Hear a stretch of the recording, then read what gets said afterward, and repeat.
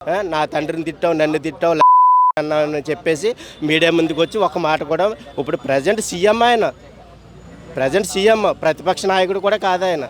అలాంటి సీఎంగా ఉన్న వ్యక్తి కూడా నిన్ను ఒక పండిత్ మాట్లాడలేదు. మరి వాళ్ళకి ఆయనకున్న సంస్కారం మీకెందుకు ఉండదు? ఎదవల్లారా కూతురు వచ్చి మా నాన్న క్షమాపణ చెప్పాడు కదా, ఇంత రియాక్షన్ అవసరమా అంటుంది. క్షమాపణ చెప్పలేదు. ఆడు తిట్టిన బూతులు కూడా నేను తిట్టానని కూడా ఒప్పుకోలేదు. ఇది వాస్తవాలు కాదు.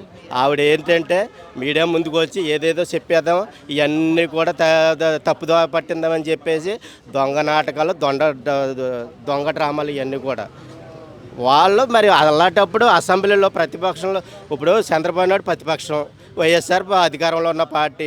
మరి భువనేశ్వర్ని తిట్టినప్పుడు నాన్న మీకు ముగ్గురు కూతుళ్ళు ఉన్నాం కదా, అమ్మ ఉంది కదా, మేము ఆడవాళ్ళమే కదా, తల్లి లాంటి భువనేశ్వర్ని తిట్టావని చెప్పేసి అప్పుడు మీ నాన్నగారిని ఎందుకు స్పందించలేదు నువ్వు? మొన్న నువ్వేమో చంద్రబాబు నాయుడు రారా దమ్ముంటే లంచోగడక నీ అమ్మ లంచోగడక అని చెప్పినప్పుడు అప్పుడెందుకు నువ్వు మరి మీ నాన్న అడగలేదు? ఇప్పుడు మీ ఇంటి మీదకి వచ్చినప్పటికీ అంత బాధ కలిగిపోయిందా? అవతలది ఒకటి మీదొకటినా?